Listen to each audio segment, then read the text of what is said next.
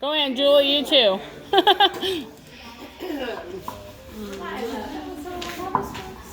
Can you hear me without this? Yes. Okay, because I feel stupid using this. I just.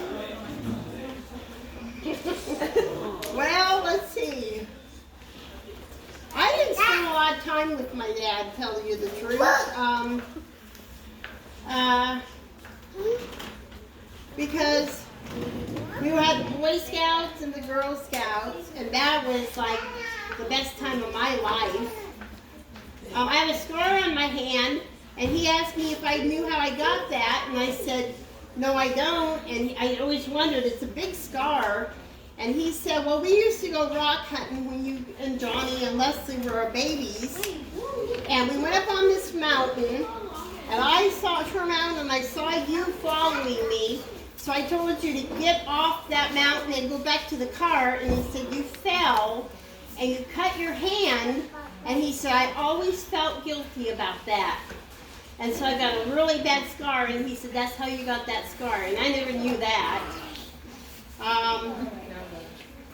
But then once we were teenagers, it was like he was off doing his stuff. We didn't spend a lot of time with him.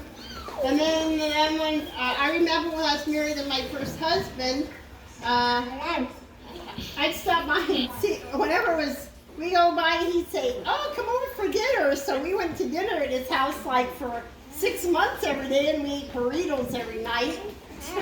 And we would always say, I would always say to my first husband, hey, you want to go eat some burritos tonight? And he always would like spare some had potatoes, you guys know that. But every time we go to his house, it would always be different. So he was always building it, and that's one thing I admired about my father. Probably, if nothing else, I admired the fact that he was probably the smartest person to build things. I mean, he could build anything, and I wish I could do that. And then my husband can't even fix a faucet. And I just wish I wish my husband or I could do that, because my dad could build anything. He could build anything. If he took that little house he lived in and made it that big thing, where he lived. But I really didn't spend a lot of time with him. He was more out hunting and, going to see his girlfriends and that kind of stuff. And I didn't spend a lot of time with him when he got older. I've been coming and see him recently, and he just kept saying how much he loved his kids, just would say, I love my kids, and I hope you know how much I love them. He said it all the time, but I don't know. Anyway, we'll miss him,